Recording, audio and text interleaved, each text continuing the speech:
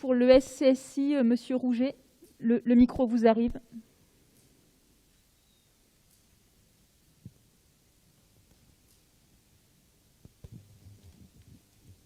Monsieur le ministre, mesdames, messieurs, cette table ronde aborde un sujet central de ce Beauvau. Elle arrive sans doute trop tôt dans le débat de ce jour et ne doit servir que de base pour aboutir fin mai à une réforme ambitieuse.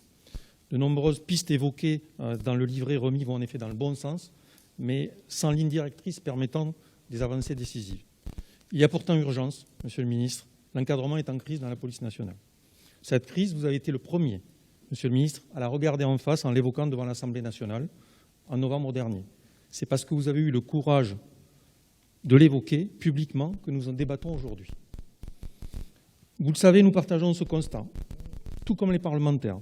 Il me semble utile de citer un extrait du rapport de la commission d'enquête du Sénat relative à l'état des forces de sécurité intérieure, rendu en 2018, qui évoque à plusieurs reprises un manque de cohésion et une scission des cadres de la police. Tandis que la gendarmerie nationale bénéficie d'une structure unifiée de commandement et d'un esprit de corps affirmé, la police nationale souffre de sa forte segmentation et d'un manque de cohésion qui pèse au quotidien sur les agents comme sur l'efficacité des services. La question de l'encadrement se pose-t-elle dans la gendarmerie? Non, ce n'est ni un problème ni aux yeux des gendarmes, ni dans le débat public. Le volume de l'encadrement supérieur est-il différent dans les deux forces? Non. Aujourd'hui, le taux d'encadrement est exactement le même, le nombre de commissaires et d'officiers d'un côté et d'officiers de gendarmerie, dans les deux forces. Ce n'est donc pas un problème numérique. En revanche, la promotion sociale y est une réalité plus tangible. 85% des officiers de gendarmerie sont issus du rang.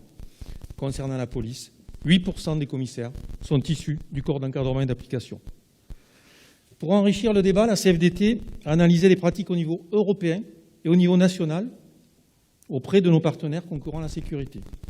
Au niveau européen, à l'issue de cette comparaison des organisations hiérarchiques effectuées avec nos homologues du membre du Conseil européen des syndicats de police, le modèle français apparaît clairement isolé et daté, avec son trop grand nombre de strates, dans sa séparation des cadres de la police en deux corps. Au niveau national, toutes les administrations hiérarchisées proches de celles de la police s'organisent avec un seul recrutement de cadres au niveau master. Ensuite, dans la gendarmerie, dans les douanes, dans l'administration pénitentiaire et chez les sapeurs-pompiers, c'est une voie interne qui conduit à 100% dans la catégorie A+. Dans la police, seuls 34% des commissaires actuels sont issus du corps de commandement. Alors pourquoi la quasi-totalité des polices européennes et tous nos partenaires de la sécurité ont adopté ce modèle? Hasard, non. C'est parce que, comme vous l'avez dit récemment, Monsieur le ministre, les policiers et les gendarmes sont des urgentistes qui interviennent toujours dans les moments difficiles. Dans nos métiers exigeants, les femmes et les hommes qui occupent des postes à responsabilité doivent être armés techniquement, et M. Rodriguez l'a dit, surtout humainement, pour faire face à toutes les situations opérationnelles.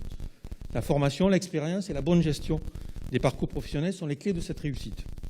Ces parcours de carrière cohérents doivent permettre d'affecter les bons chefs aux bons endroits, au bon moment. Dans cette salle se trouve le directeur général de la gendarmerie nationale, le général Rodriguez. Je ne vais pas lister ici l'ensemble des postes qu'il a occupés tout au long de sa carrière, qu'il a commencé comme lieutenant.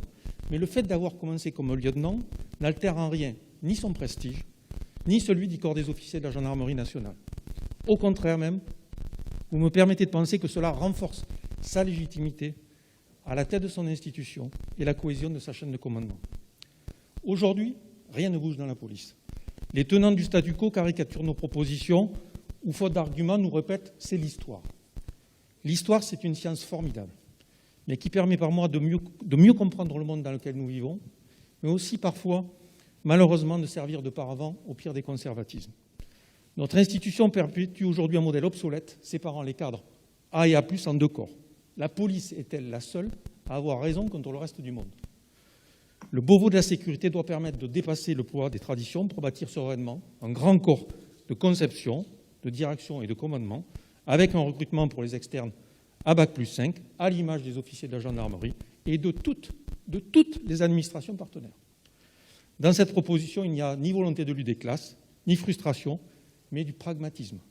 Personne ne se verrait remis en cause dans ses fonctions actuelles. L'ensemble des grades existants subsisterait. Une sélection interne et une formation demeureraient nécessaires pour accéder aux fonctions supérieures.